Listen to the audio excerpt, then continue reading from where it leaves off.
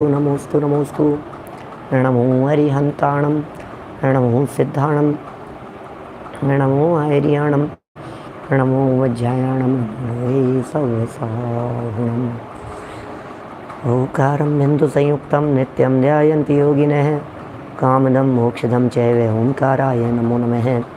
अविरल शब्दघनो प्रक्षालित सकल भूतलमलकलंका मुनिभिरुपासित तीर्था सरस्वती हरतु नो दुरितान्। अज्ञानतिमिरान्धानां ज्ञानाञ्जन शलाकया चक्षुरुन्मिलितं येन तस्मै श्रीगुरुवे नमः। श्री परम गुरुवे नमः। परम्पराचार्य गुरुवे नमः। सकल कलुष विध्वंसकं श्रेयसां परिवर्धकं धर्म संबंधकं भव्य जीवं मने प्रतिबोधकम् पुण्य प्रकाशकम पाप प्रणाशकमिदं शास्त्रम श्री संयम प्रकाश नामधेयम। अस्य मूल ग्रंथ करता रहे श्री सर्वज्ञ देवास तदुत्तर ग्रंथ करता रहे श्री गणधर देवा प्रतिगणधर देव तेषां वचनानुसार हम आसाध्य आचार्य श्री कुंद कुंदामनाय आचार्य सूर्य सागरेण विरचितम श्रोतारः सावधानतया शृण्वन्तु। मंगलम भगवान वीरो मंगलम गौतमो गणी मंगलम कुंद कुंदाद्यो जैन धर्मोस्तु मंगलम। सर्वमंगलमांगल्यं सर्वकल्याणकारिकं प्रधानं सर्वधर्माणां जैनं जयतु शासनं जैनं जयतु शासनम। संयम प्रकाश नाम का यह ग्रंथ है आचार्य महाराज सूर्य सागर जी साहब द्वारा लिखी गई ये सुंदर रचना है। और काफ़ी दिनों से अपना प्रकरण यहाँ चल रहा था सामायिक के संदर्भ में। क्या है सामायिक, सामायिक का क्या स्वरूप है, और आज उसी सामायिक को एक नए रूप में प्रस्तुत कर रहे हैं। पिछले 2 दिनों में आपने देखा होगा सामायिक के 2 नए एंगल दिखाए थे। एक एंगल था सामायिक को षट आवश्यकों के रूप में देखना, गजब हो गया। सामायिक को षट आवश्यकों के रूप में देखना तो एक अलग हटके सुंदर प्रयोग था सामायिक का। और इसके साथ साथ में 6 प्रकार की एक अलग सामायिक को बताया गया। और वो जो 6 प्रकार की अलग सामायिक है, उस अलग सामायिक में नाम, स्थापना, द्रव्य, क्षेत्र, काल, भाव, ये 6 प्रकार की कुछ अलग तरह से सामायिक की व्याख्या की गई। और आज उसी सामायिक को षट कारक के रूप में दिखा रहे हैं। माने देख करके कितना प्रसन्नता लगती है। बात कभी नहीं सुनी हुई बातें जैसी लगती है। जब कभी आपने सुनी होगी, पढ़ी होगी, तो यहीं पढ़ी सुनी होगी जहाँ ये प्रकरण दिया गया है। माने कहाँ कहाँ से इन्होंने संकलन किया है। यदि आप षट कारकों की बात आपने कहीं पढ़ी हो, वैसे तो कहीं है ही नहीं क्योंकि इसमें कोई रेफरेंस तो है नहीं, है ना। आपने यदि कारकों की बात पढ़ी तो आपने आवश्यकों की बात नहीं पढ़ी। आवश्यकों की बात यदि आपने पढ़ी तो नाम, स्थापना, द्रव्य, भाव, और नाम, स्थापना, द्रव्य, क्षेत्र, काल, भाव, इनकी चर्चा नहीं पड़ेगी। ये तो एक ऐसा अद्भुत और अपूर्व संकलन है जिसकी यहाँ इन्होंने सुंदर चर्चा की है। देखिए यहाँ स्थापना में और किस में पूछ रहे हैं आप, क्षेत्र में अंतर पूछ रहे हैं। स्थापना और क्षेत्र में पूछा ना, शायद मुझे ऐसा लगा, स्थापना और क्षेत्र का अंतर। स्थापना सामायिक के अंदर तो अपने आप कोई मरा हुआ जीव उसके सामने आकर के पड़ जाए और यहाँ अपने ऊपर आक्रमण किया जाए, ये फ़र्क है दोनों में से। सामायिक, स्थापना सामायिक और क्षेत्र सामायिक में क्या फ़र्क है। स्थापना सामायिक में तो किसी और के ऊपर तीर चलाया गया है, और क्षेत्र सामायिक में अपने ही ऊपर तीर चलाया गया है। स्थापना सामायिक में किसी शिकारी ने किसी पशु को, किसी पक्षी को उसके ऊपर आक्रमण किया और वो आकर के गिर गया अपने पास में, अपने आसपास में। ये स्थापना की बात कही गई। और स्वयं के ऊपर ही जब उपसर्ग आक्रमण इस तरह की स्थिति बने तो फिर वो क्षेत्र सामायिक कहलाएगी। चलिए, चर्चाएं सब अपनी हो चुकी हैं पीछे, आगे बढ़ते हैं। कर्ता सामायिक, कर्ता, कर्म, करण, संप्रदान, अपादान, अधिकरण हैं। इन बातों को सुन करके कैसा लगता है, अरे ये भी कोई बात है? ऐसे भी हैं कि हाँ, सामायिक में कर्ता कौन है, सामायिक में कर्म क्या है, सामायिक में करण क्या है, सामायिक में कर्ता, कर्म, करण, संप्रदान, अपादान, अधिकरण सब समझा रहे हैं। अद्भुत तरह के प्रयोग हैं और सब में आप ध्यान रखें, एक आत्मा को मुख्य किया गया है। 623 नंबर पेज निकालिए, 623 क्या कह रहे हैं यहाँ 623 नंबर पेज में। सामायिक के षट कारक रूप, कर्ता सामायिक, कर्म सामायिक, करण सामायिक, संप्रदान सामायिक, अपादान सामायिक और अधिकरण सामायिक। इस प्रकार भी सामायिक के 6 भेद हैं। ये भी 6 भेद हो गए। इनमें से पहला कर्ता सामायिक किसे कहें? बोलो, कर्ता सामायिक क्या चीज़ है? तो कह रहे हैं कर्ता सामायिक का मतलब है कर्ता हुए। कर्ता किसे कहते हैं? संयोग से समय सार ग्रंथादिराज 75 गाथा की टीका में भी कर्ता की चर्चा चल रही है। जो स्वतंत्रतया कर्म को करे उसे कर्ता कहते हैं। जो स्वतंत्रतया कर्म को करे उसे कर्ता कहते हैं। मैं अपनी आत्मा को अपने द्वारा, कर्ता कह रहे हैं रमेश जी साहब नावा वाले, मैं अपनी आत्मा को अपने द्वारा आत्मस्वरूप में ही देखता हूँ। बस इसका नाम कर्ता सामायिक। कौन है कर्ता सामायिक का कर्ता? मैं ही करता हूँ, अपने द्वारा अपने को सामायिक में देखता हूँ, आत्मस्वरूप को ही देखता हूँ। कौन है देखने वाला? कौन देखेगा अपने आत्मा के स्वरूप को? बोले कोई और नहीं है, मैं ही देखता हूँ। मैं स्वयं ही अपने स्वरूप को देखने वाला हूँ। ये कर्ता सामायिक का स्वरूप यहाँ बतलाया गया। अपने द्वारा अपने को देखने की जो बात है वो कर्तापन में है। ये बात ही कर्ता सामायिक है, अपने आत्मा को अपने आत्मस्वरूप में ही देखना। कर्म सामायिक क्या चीज़ है? ये क्या है कर्म सामायिक? तो कह रहे हैं मैं अपनी आत्मा को अपने द्वारा आत्म स्वभाव में ही स्थापित करता हूँ। क्या कर रहा हूँ मैं? अपनी आत्मा को अपने द्वारा और आत्म स्वभाव में, अपनी आत्मा को अपने द्वारा आत्म स्वभाव में स्थापित करता हूँ। अब ये कर्म क्या है? स्वयं ही स्वयं को स्थापित कर रहा है, ये स्वयं ही स्वयं का कर्म है। आत्मा ही करता है और आत्मा ही कर्म है। आत्मा ही करता है और आत्मा ही कर्म है।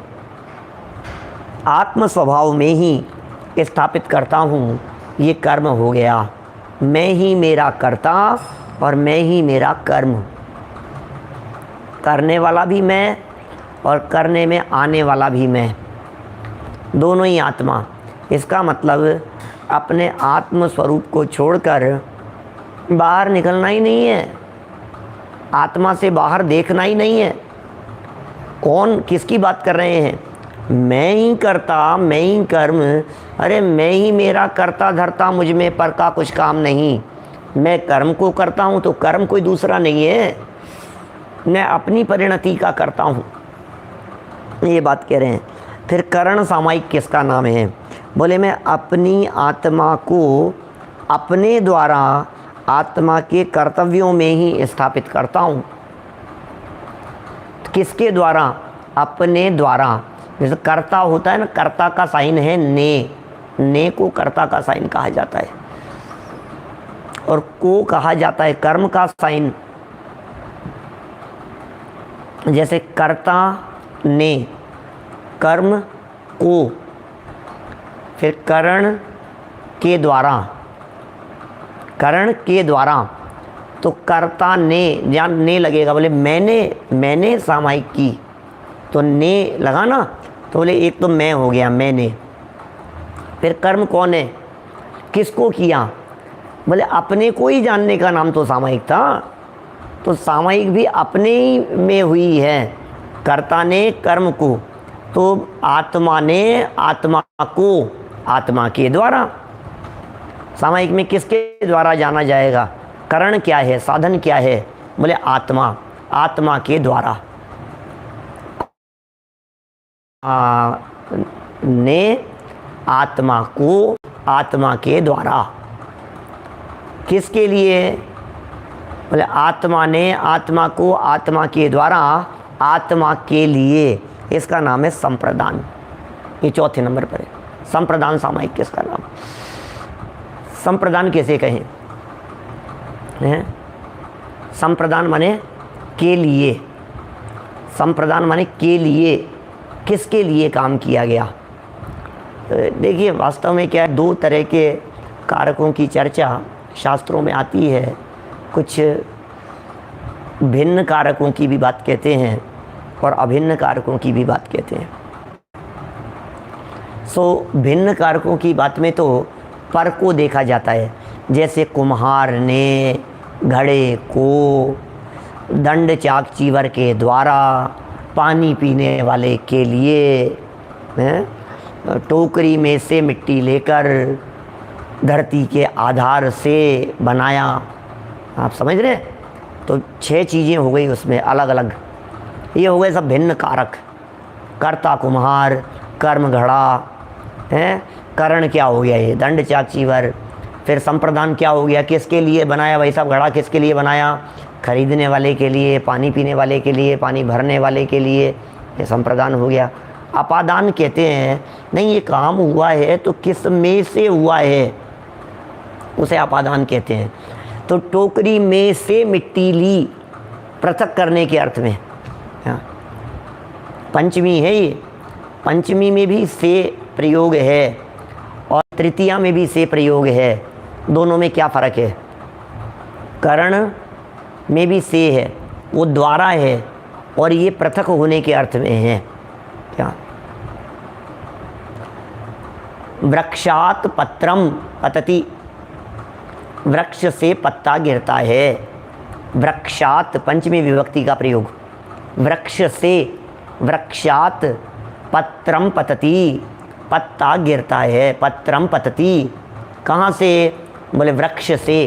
तो ये अलग हुआ ना, ये तो ये अलग होने के अर्थ में पंचमी विभक्ति का प्रयोग होता है। तो ये सब भिन्न षट कारकों की चर्चा हुई। इस तरह के अभिन्न षट कारक कुंदकुंदाचार्य देव ने बतलाए हैं अपने प्रवचन सार की 16वीं गाथा में। स्वयंभू, स्वयंभू वाली गाथा है, वो बहुत प्रसिद्ध है। अब उसमें अभिन्न षट कारक बतलाए हैं। बोले मैं ही कर्ता, मैं ही कर्म, मैं ही करण, मैं ही संप्रदान, मैं ही अपादान, मैं ही अधिकरण। क्या? तो ये सब जितनी बातें कही गई है, बोले ये सब एक ही है। ये सही कह रहे हैं संजीव जी भाई साहब। बच्चों को पढ़ाने से ये कॉन्सेप्ट क्लियर हो जाते हैं। अब अपन ने तो जब पढ़े थे तब पढ़े थे बचपन में, जब वास्तव में तो तब पक्के होते हैं जब पढ़ाते हैं। तो जब आप पढ़ाने लगते हैं तो पक्के हो जाते हैं सब। तो अभी यहाँ क्या कह रहे हैं ये, किसने जाना, किसको जाना, कर सामायिक किसने की, सामायिक किस मतलब क्या किया, कर्ता कर्म। तो अभी ये सब बातें यहाँ समझा रहे हैं। अभी तो सारे पॉइंट, अभी अधिकरण में आत्मा को कैसे लगी है, ये तो अपने छठी बात तो पढ़ी ही नहीं है। आपका प्रश्न तो पहले ही उठ गया है। अभी तो हमने 3 ही तो पढ़े हैं, पढ़े 3, प्रश्न छठा, कैसे चलेगा? अभी तो तीसरे नंबर का वाक्य पढ़ा है। मैं अपनी आत्मा को अपने द्वारा आत्मा के कर्तव्यों में ही स्थापित करता हूँ, अपने द्वारा स्थापित करता हूँ। इस तरह से वहाँ भी आत्मा ही लागू होता है और यह करण कारक की बात हुई। फिर संप्रदान की बात कह रहे हैं। संप्रदान में क्या कहना चाहते हैं? वह कह रहे हैं मैं अपनी आत्मा के लिए अपनी आत्मा को आत्म भावों से ही ठहरा रहा हूँ। क्या कर रहे हो आप? किसके लिए ठहरा रहे हो? अपने लिए। ये जो सामायिक के काल में अपने दौड़ते हुए उपयोग को एकाग्र करने का प्रयत्न कर रहे हो, आखिर ये किसके लिए कर रहे हो? सामायिक के काल में आखिर उपयोग को समेट रहे हो तो किसके लिए समेट रहे हो? सामायिक के काल में तुमने उठा पटक दुनिया की बंद की तो किसके लिए की? सामायिक के काल में यदि आपने चलना बंद कर दिया, बोलना बंद कर दिया, उपयोग को एकाग्र करने का प्रयत्न किया, तो प्रश्न यह है किसके लिए? ये तो बताओ वज्रसेन जी साहब, आपने सामायिक किसके लिए की? अब देखो प्रॉब्लम क्या है, समाज की यदि मैं बात करूं, दुनिया की यदि मैं बात करूं, तो दुनिया तो ये कह रही है हमने विधान अम्मा जी के लिए किया था, हमने ये काम उनकी आत्मा की शांति के लिए किया था। आप पूछ रहे हैं ऐसे ही तुमने सामायिक क्यों की थी, तुमने ध्यान क्यों किया था? बोले हमने तो इसलिए ध्यान लगाया था, इसलिए सामायिक की थी कि मंत्र की सिद्धि हो जाए। हमने तो इसलिए सामायिक की थी कि पंडित जी ने कहा था, पंडित जी के लिए सामायिक की थी। हमने तो इसलिए सामायिक की थी कि हम तो उनके आज्ञाकारी शिष्य हैं और उन्होंने हमसे ये कहा कि नहीं पंडित जी सामायिक किया करो, हम आज्ञाकारी शिष्य हैं। उन्होंने कही तो हमने सामायिक करना शुरू कर दिया। डॉक्टर मानमल जी जैन साहब कोटा से, सामायिक किसके लिए की हमने? आई मी माई सेल्फ। क्या कह रहे हैं ये? मेरे लिए की है भैया, किसी और के लिए नहीं की है। आपने पूजन किसके लिए की है? मैं वो नंदीश्वर दीप पूजन का अर्घ बोल करके सुनाता हूँ, लाइन बहुत मार्मिक है। हे प्रभु अर्घ चढ़ा रहा हूँ तेरे को। चुप रहे, किसके लिए चढ़ा रहा है? यह अर्घ कियो निज हेत, क्या तुमको अर्पतु हो। यह अर्घ कियो निज हेत, तुमको अर्पत हो। ध्यानत की जो शिव खेत, भूमि समर्पत हो। यह अर्घ कियो निज हेत, तुमको अर्पत हो। क्या बहुत भाई साहब, किसी और के लिए नहीं कर रहा हूँ मैं। सुशील जी सेठी साहब, क्या मैं किसी और के लिए नहीं कर रहा हूँ, अपने ही लिए कर रहा हूँ। पूजन किसके लिए कर रहा हूँ? भगवान देख लेना, मैं यदि तेरी प्रक्षाल करने के लिए नहीं आया तो नहाए बिना बैठे रह जाओगे, बिना नहाए बैठे रहोगे। तुम्हारा सच्चा भक्त हूँ, रोज आकर के नहलाता हूँ, तुम्हारे को नहलाता हूँ, तुम्हारा बदन पहुँचता हूँ, कितनी मेहनत करता हूँ मैं नहीं करूँगा तो तुम्हें कौन नहलाएगा? देख लेना मेरा ये काम हो जाना चाहिए। अरे जा, हमारे को ज़रूरत नहीं है नहाने की और नहलाने की। तुझे यदि ज़रूरत महसूस होती हो तो आकर के यहाँ भक्ति कर, तुझे यदि ज़रूरत महसूस होती हो तो यहाँ आकर के पूजन कर, तुझे यदि ज़रूरत महसूस होती हो तो तीर्थ क्षेत्रों की वंदना कर। तूने दान दिया है, ये कहता है मैंने दान दिया ना, किसके लिए दिया? इनके लिए दिया है, इनके लिए दिया है। मैंने इनके लिए क्या क्या नहीं किया? रहने दो। अरे अपने शुभ भावों के लिए किया है, अपने अंदर करुणा भाव की पूर्ति के लिए दिया है आपने दान, किसी और के लिए नहीं दिया है। आपने त्याग किया तो किसके लिए किया? आपने संयम अंगीकार किया तो किसके लिए किया? आपने स्वाध्याय किया तो किसके लिए किया? ये बताओ। ये के लिए की चर्चा चल रही है, यहाँ संप्रदान की बात कर रहे हैं दीपेश जी, यहाँ संप्रदान की बात कर रहे हैं। सामायिक के काल में ये षट कारक घटित कर रहे हैं, कर्ता, कर्म, करण, संप्रदान, अपादान, अधिकरण। तो संप्रदान में क्या कह रहे हैं? मैं अपनी आत्मा के लिए अपनी आत्मा को अपने भावों में ही ठहरा रहा हूँ। अपनी आत्मा को अपने भावों में क्यों ठहरा रहे हो बताओ? अपनी आत्मा को अपने भावों में क्यों ठहरा रहे हो? अपने भावों में अपनी आत्मा क्यों उपयोग को एकाग्र करने का प्रयत्न कर रहे हो? बोले किसी और के लिए नहीं, अपने ही लिए कर रहा हूँ। अरे टोडरमल जी साहब कहते हैं मोक्ष मार्ग प्रकाशक में, अहो इनमें तो मुझे मेरा ही हित भाषित होता है। अहो अहो इन बातों में तो मुझे मेरा ही हित भाषित होता है, किसी और के लिए नहीं। मुझे तो इन बातों की खबर ही नहीं थी। मैं ये किस लिए कर रहा हूँ? अपने लिए कर रहा हूँ। चलिए 5वां पॉइंट, अपादान सामायिक।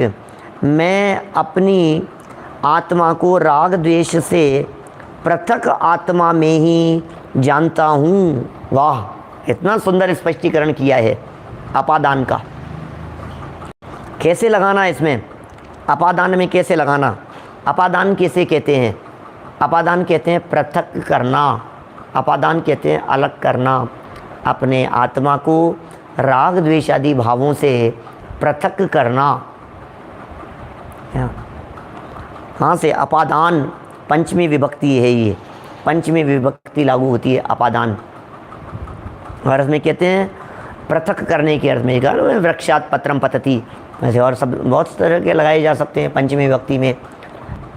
वृक्षात त शब्द का प्रयोग होता है, रामात राम से, है ना, राम से छूटकर सीता चले गई, तो ये रामात, तो ये पंचमी विभक्ति का प्रयोग। ऐसे राम आए, राम के लिए, चतुर्थी विभक्ति है, राम आए राम के लिए।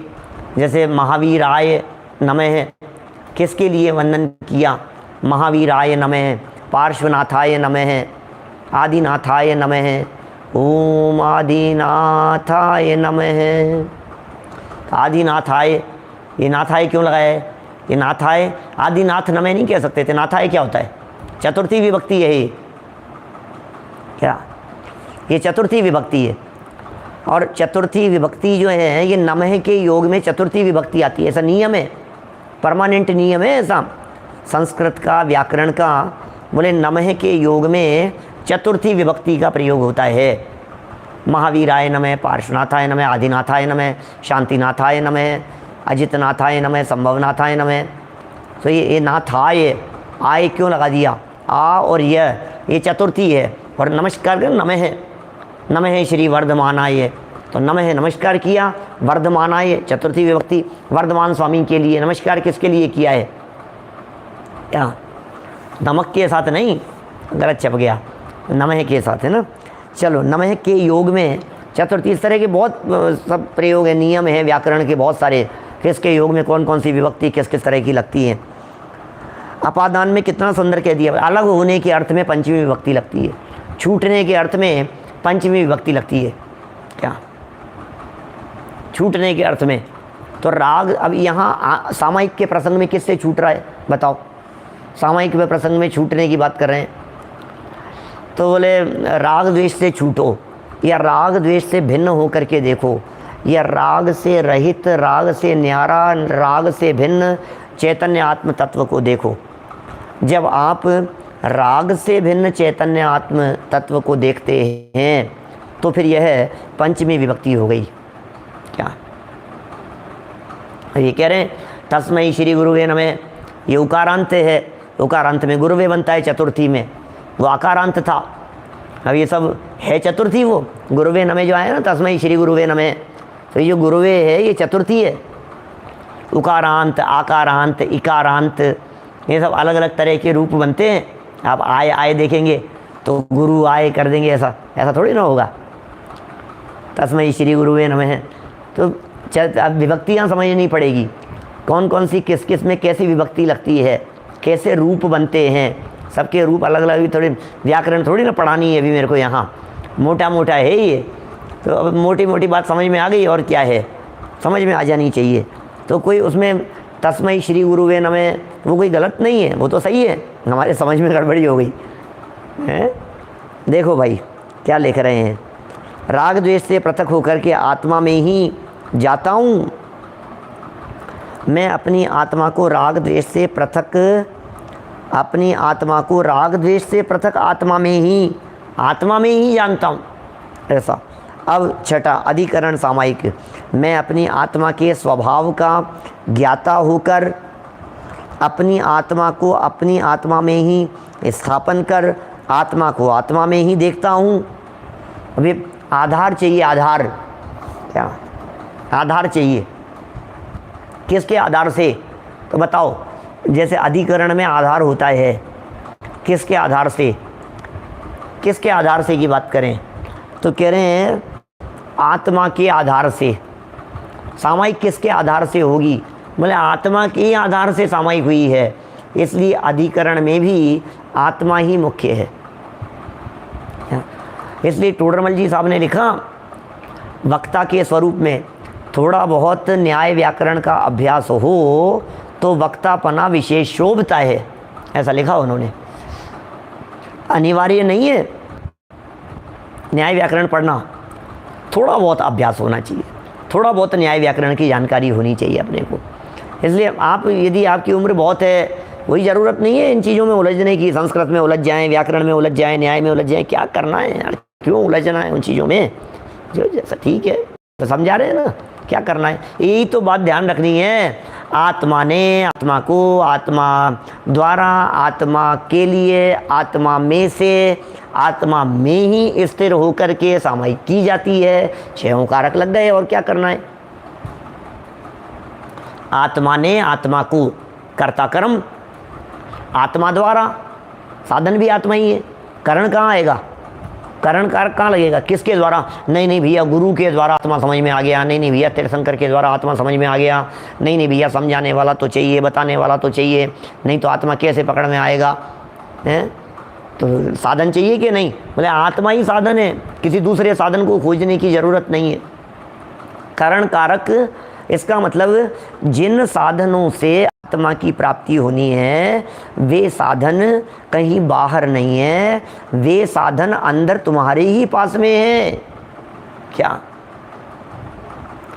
जिन साधनों से आपको आत्मा प्रकट करना है, जिन साधनों से आत्मा की उपलब्धि करनी है, जिन साधनों से आत्मा का अनुभव करना है, वो साधन क्या होंगे, बोले इंटरनेट चाहिए, मोबाइल चाहिए, यूट्यूब पर प्रवचन चाहिए, लिंक चाहिए, शास्त्र चाहिए, वक्ता चाहिए, विद्वान चाहिए, कौन चाहिए, नहीं कोई नहीं चाहिए।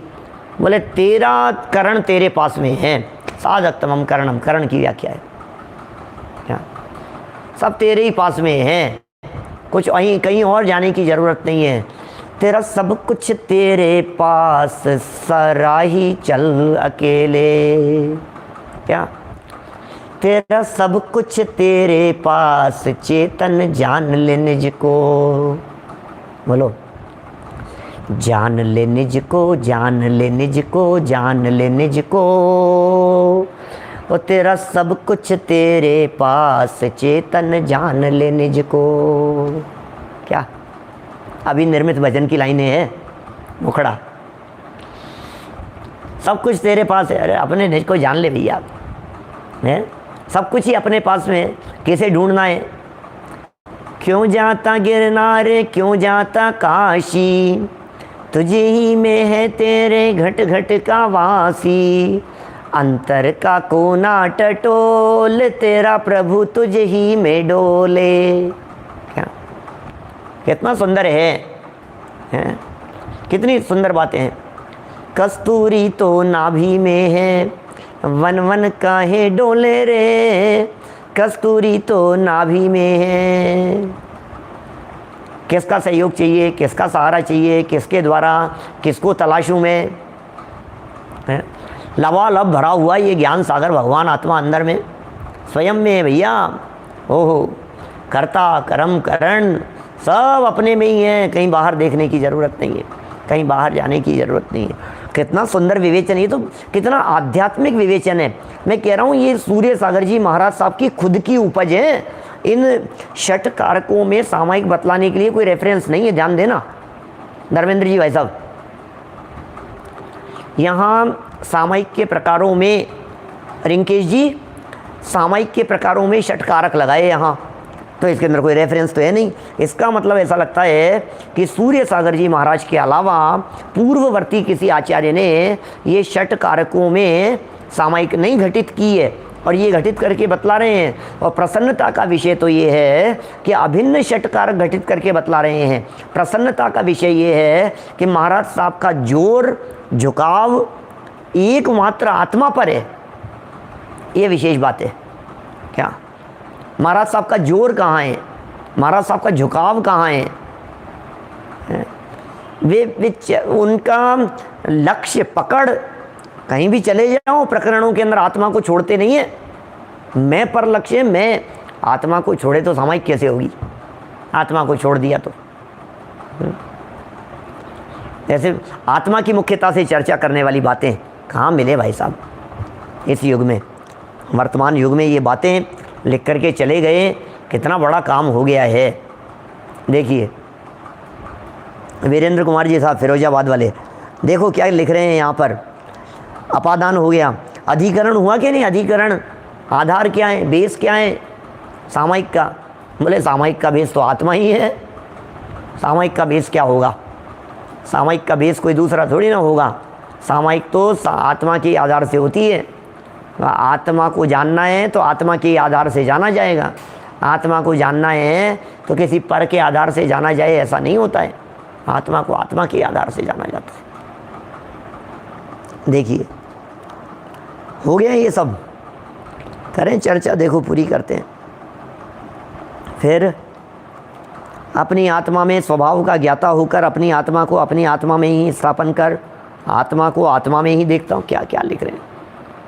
सिंगल वाक्य बनाओ दिनेश सिंगई जी साहब, सिंगल वाक्य बनाओ अभिन्न षटकारकों के लिए, आत्मा को जानने के लिए, आत्मा की अनुभूति के लिए बनाओ।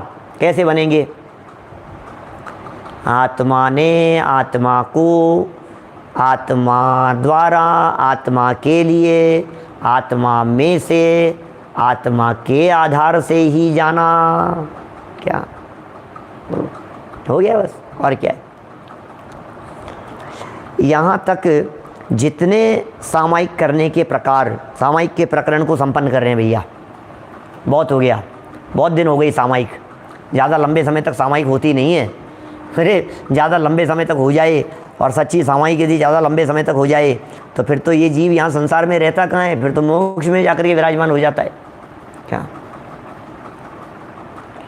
आत्मा में चले जाने की चर्चा चल रही है। यहाँ तक जितने सामायिक करने के प्रकार एवं सामायिक क्रियाओं का वर्णन किया है वह सब भाव सामायिक है। भाव सामायिक है वो सब। बोलो संजय जी भाई साहब, सब भाव सामायिक कह रहे हैं। यहाँ पर जितने प्रकार बतलाए हैं ये सब चिंतनात्मक है ना, अंदर में जाने के लिए है ना। षट कारकों के अंदर भी क्या, वो उसमें षट आवश्यकों के अंदर भी क्या बतलाया? नाम, स्थापना, द्रव्य, क्षेत्र, काल, भाव, इनमें क्या बताया?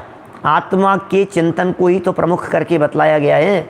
उपसर्ग के काल में आत्मा से उपयोग विचलित नहीं होवे, तो भाव सामायिक की तो चर्चा की है। तो कह रहे हैं जितनी भी चर्चाएं यहाँ तक हुई है विस्तार से, मैं समझता हूँ कि 8-10 पेज में हुई होगी, जितनी भी हुई है ये चर्चा, ये सब आत्मा की ही मुख्यता से हुई है, इसलिए उसको भाव सामायिक कहेंगे। पहले इतना ध्यान होगा आपको कि द्रव्य सामायिक और भाव सामायिक, क्या द्रव्य सामायिक और भाव सामायिक, ये दो तरह की बातें कही थी।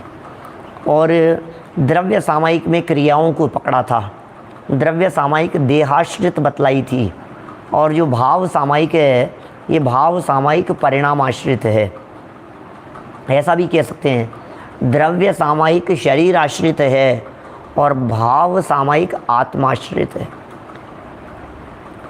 द्रव्य सामायिक शरीर आश्रित और भाव सामायिक आत्माश्रित। किसके आश्रित है? कौन सी सामायिक, कौन सी सामायिक किसके आश्रित है? क्या भाव सामायिक जो है ये आत्मा के आश्रित है, क्योंकि उसमें ज्ञान की प्रमुखता है, उसमें चिंतन की प्रमुखता है, उसमें उपयोग के आत्म सन्मुख होने की प्रमुखता है। यद्यपि वो द्रव्य सामायिक भी थी, तो इसी के लिए द्रव्य सामायिक किसके लिए थी? भाव सामायिक के लिए ही थी। और हमने पहले ये भी कही थी आपसे कि भाव सामायिक यदि गायब हो जाए और द्रव्य सामायिक यदि बनी रहे, तो फिर इसका मतलब ये हो गया कि ये जीव अंदर की दवाई को निकाल करके फेंक रहा है और बाहर के पतासे को खा रहा है। हमने तो क्या कहते हैं, शेर की खाल में छिपे हुए गीदड़ की बात की थी। क्या बोले? तो ऊपर ऊपर का पैकिंग है, अंदर तो कुछ है ही नहीं।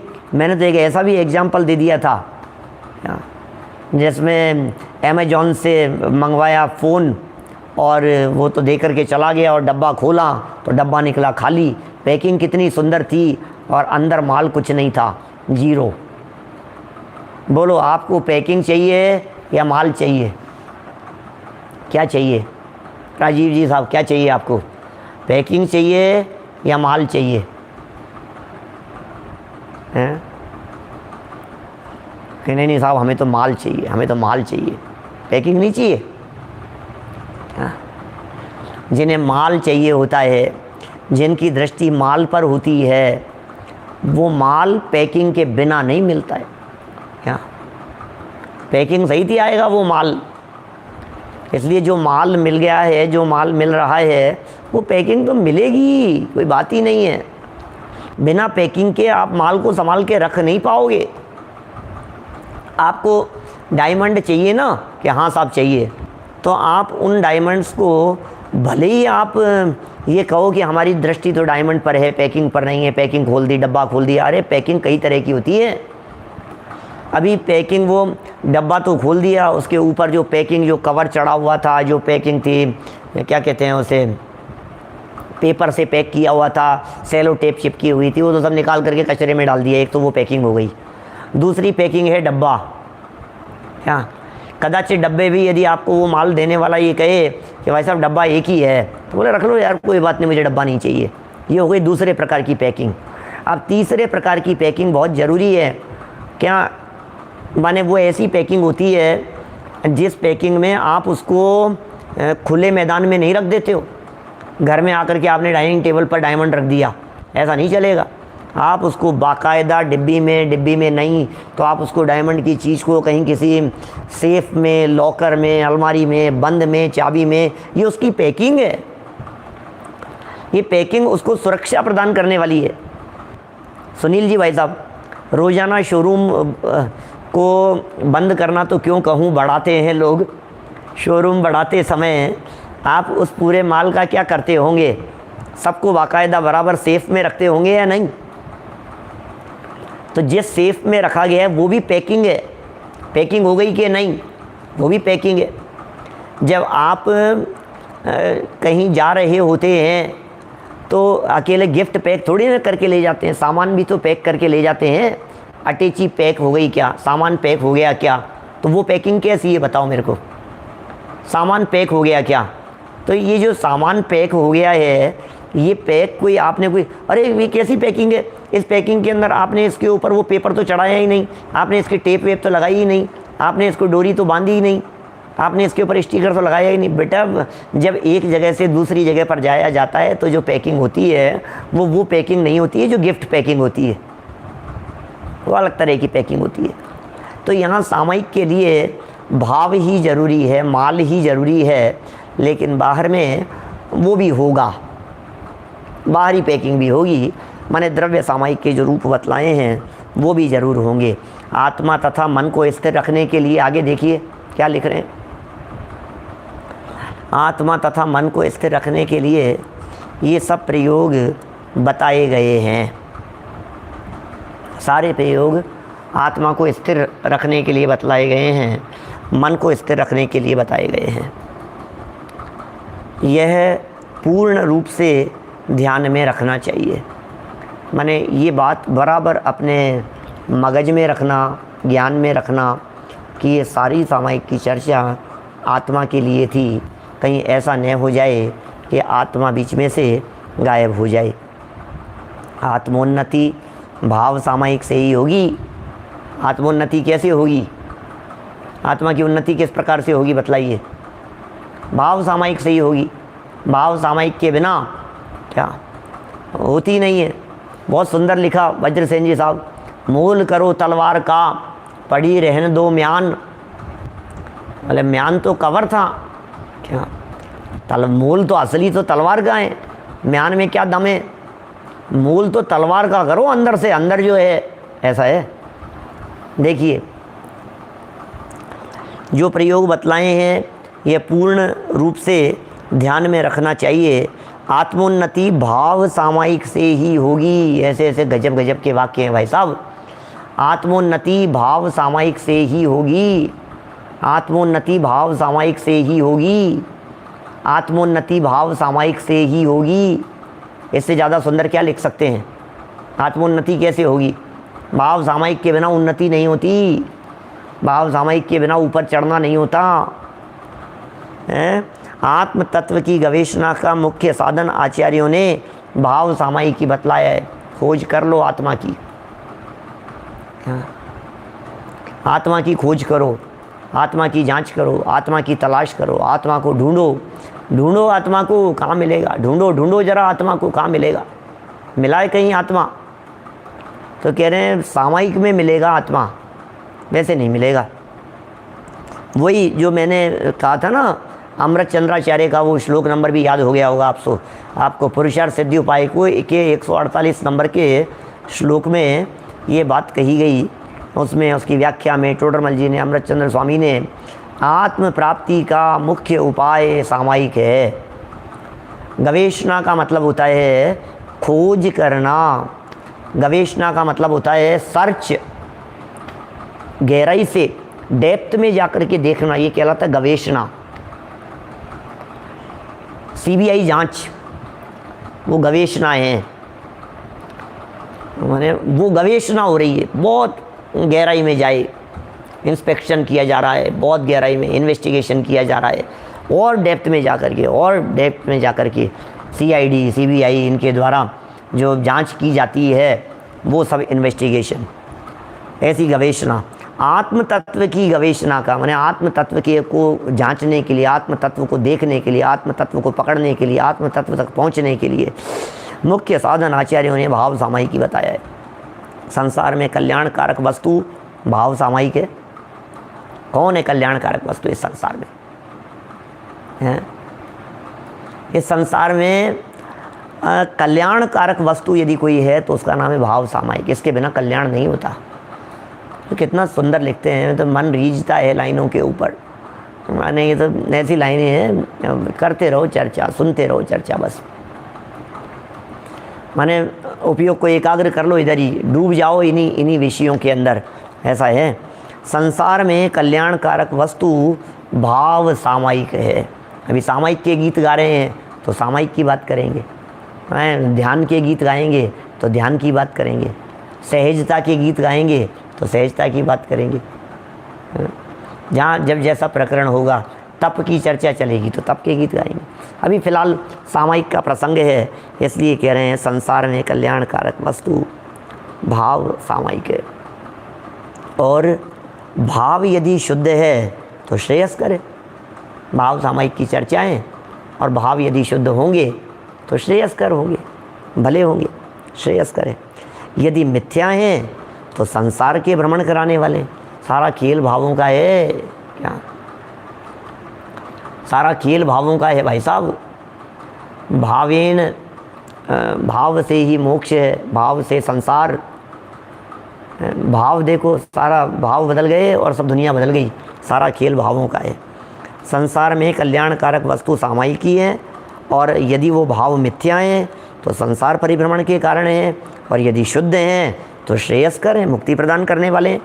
भाव सामायिक का भी मुख्य कारण ध्यान है। भाव सामायिक कैसे होती है, उसका मुख्य कारण क्या है? भाव सामायिक का मुख्य कारण क्या है? बोले वो है ध्यान। ध्यान करोगे तो भाव सामायिक होगी, ध्यान में बैठोगे तो भाव सामायिक होगी। ध्यान में भी उपयोग की एकाग्रता होती है ना, और सामायिक भी उसी के लिए की जा रही है। ध्यान भी उपयोग को एकाग्र करने के लिए किया जाता है। एकाग्र चिंता निरोधो ध्यान मांतर मुहूर्तार्थ, उत्तम संग ननस्य एकाग्र चिंता निरोधो ध्यान मांतर मुहूर्तार्थ, ऐसा लिखा है। उत्तम सेनन वाले के एक मुहूर्त के लिए एक आत्मा को मुख्य करके उपयोग को आत्मा के साथ में जोड़ना, ये ध्यान कहलाता है। तो संसार बढ़ाने वाला भी हो सकता है वो ध्यान, यदि विपरीत दिशा में है तो, और सही दिशा में है तो संसार काटने के लिए भी हो सकता है। अब संसार कटेगा या संसार बढ़ेगा, ये तो अपने भावों के ऊपर ही निर्भर करता है। सामायिक में और ध्यान में क्या फ़र्क है बोलो? सामायिक की पूरी पद्धति बतलाई गई है, ध्यान के लिए कोई ऐसी विधि नहीं बतलाई गई है। ध्यान के लिए कोई ऐसा नहीं कहा है पहले खड़े हो, फिर हाथ जोड़ो, फिर पूर्व दिशा के अंदर, फिर आवर्त दो, फिर शिरोन्नति दो, 9 बार नमोकार मंत्र का जाप करो, फिर पश्चिम दक्षिण दिशा की तरफ करो। ये सब सामायिक में तो विधि बतलाई है, ध्यान में ऐसी कोई विधि नहीं बतलाई है। तो सामायिक के काल में जो उपयोग को एकाग्र करने के लिए किया जा रहा है वो ध्यान है। ऐसा थोड़ा सा किंचित भेद इनमें किया जा सकता है सामायिक के साथ में। तो भाव सामायिक का भी मुख्य कारण ध्यान है। उस ध्यान के प्रकार सप्रमाण बताते हैं। अब ध्यान के प्रकारों का प्रकरण यहाँ शुरू करते हैं। ध्यान के संबंध में पूर्वार्ध की तृतीय किरण में वर्णन किया जा चुका है। पूर्वार्ध की तृतीय किरण में, ये तो अपन उत्तरार्ध पढ़ रहे हैं। मैंने पहले मुनि धर्म का वर्णन करते समय ध्यान की चर्चा की थी। अब यहाँ तृतीय किरण में किया जा चुका है, फिर भी प्रसंगवश यहाँ भी किंचित वर्णन किया जा रहा है। अब ध्यान की चर्चा प्रारंभ करते हैं। तो कल हम इस प्रसंग को आपके बीच में बढ़ाएंगे, जिसमें हम चर्चा करेंगे ध्यान के संदर्भ में क्या होता है ध्यान। ध्यान की चर्चा को ध्यान से सुनने के लिए ध्यान पूर्वक ठीक समय रात्रिकालीन भारतीय समय 8 बजे आप उपस्थित होंगे। अभी की बात को यहीं विराम देता हूँ। विशेष प्रवचनों की श्रृंखला में पुनः आज 9:15 बजे चर्चा करने वाले हैं सहजता के संदर्भ में। अभी से ठीक 20-25 मिनट बाद में वो चर्चा होगी, आप उसका लाभ ले लें। सहजता आज भी और कल भी। निर्माणी स्तुति। जावाणी के ज्ञान ते सूझे लोकालोक, सोवाणी मस्तक नमो सदा देत हूँ ढोक, सदा देत हूँ ढोक। नमो हरिहर नमो सदा।